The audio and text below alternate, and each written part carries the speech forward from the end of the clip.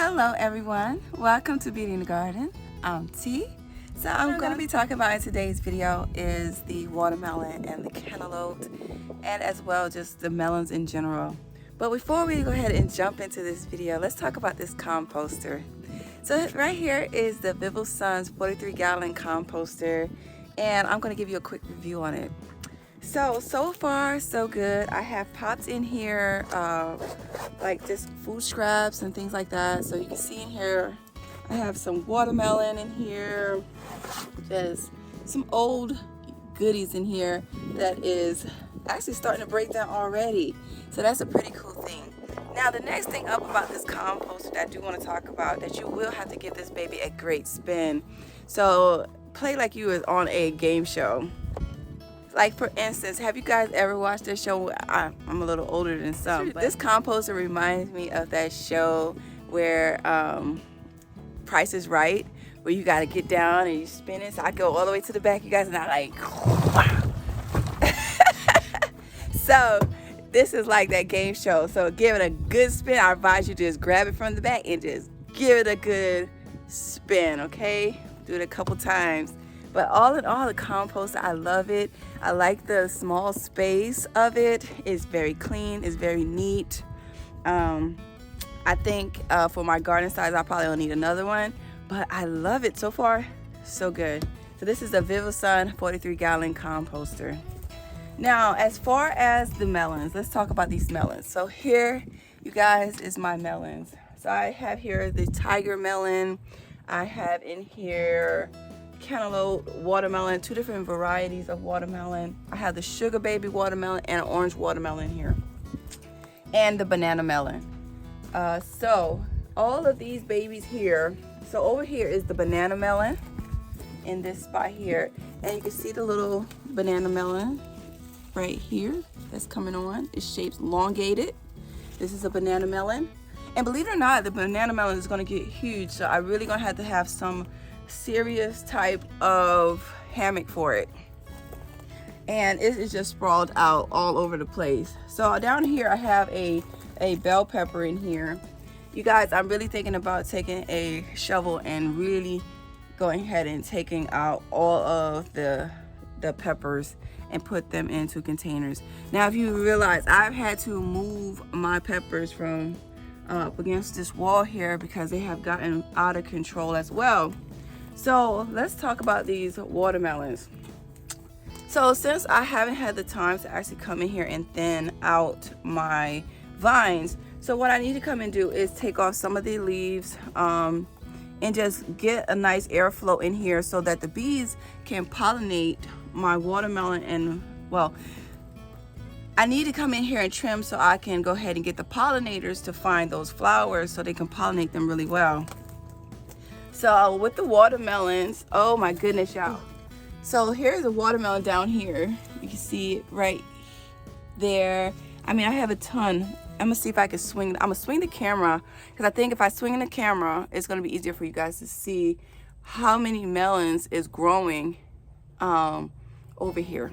So for example, here's the watermelon one down here that is doing really good.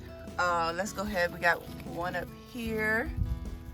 Okay, we got a couple over here. Let me show you. Okay, see them all in there. I need to put slings on all of them. Can you see all those melons? There, one there. Okay. And it just has gotten so crazy. And just to go ahead and clean up some of the airflow in here, you get these babies nice and taken care of. So let me see if I can get you guys in here. So there goes the cantaloupe down there, and one fell off. So this is why I say you gotta tie it, okay? You gotta tie it because we had some wind and they fell off. So we have a melon there. Look at all the melons, y'all. Y'all see them all? It's all the cantaloupe there. Some more here. I have one that's right here.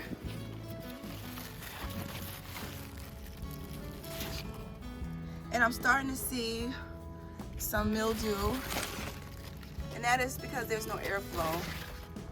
Okay. Just wanted to show you some of the melons that are growing.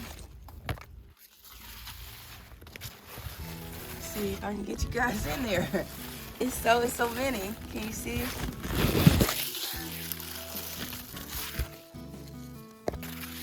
Have another melon. So this is all, you guys, all of this is melons. Yes. And see, I finally got around to killing that vine. So like I was saying, how that vine is really not as much as it seems, because this is all, in fact, all the way out. This whole area here. And see, down here I have my sweet potatoes. Now I have a lot of people ask me a question on how I maintain watering with all this heat. So before today ends, I'm going to flood my beds. So I would just actually let the water hose sit and just flood the bed. And that's that. Same thing goes with my containers. I would just let it sit and flood the container. So here's a sweet potato that actually needs watering as well. But look, you guys, behind my fence, I have more melons. So the cantaloupe had came over, and look, I have more melons coming on. Can you see that? So I have more melons. The plant is doing good. So what I'm just been kind of doing is like weaving it so it can put some weight onto the fence. And what you see here, I got another melon right here. Okay, and then over here, you got a cantaloupe here. Can you see it? And I'm going to actually just hammock them actually to the fence. I'm gonna take my hammock and I should probably just staple the hammock to keep the weight off that. Okay, and then over here, look how I have a watermelon. I have a watermelon hanging here. I have a watermelon hanging here. And as well, I got a watermelon right here. So I have a ton of watermelon and a great deal of cantaloupe. And I see right here, my banana melon is starting to want to come over, and I see a little baby one right here. Okay, so I finally came out and got rid of this vine, y'all. I'm definitely happy about removing that.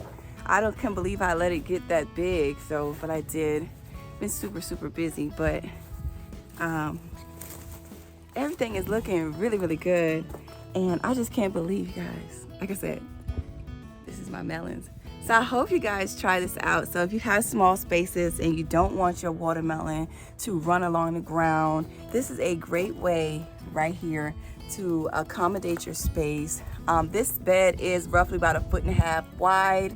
Now this bed is, I don't know, maybe 20 feet long, maybe 22 feet long.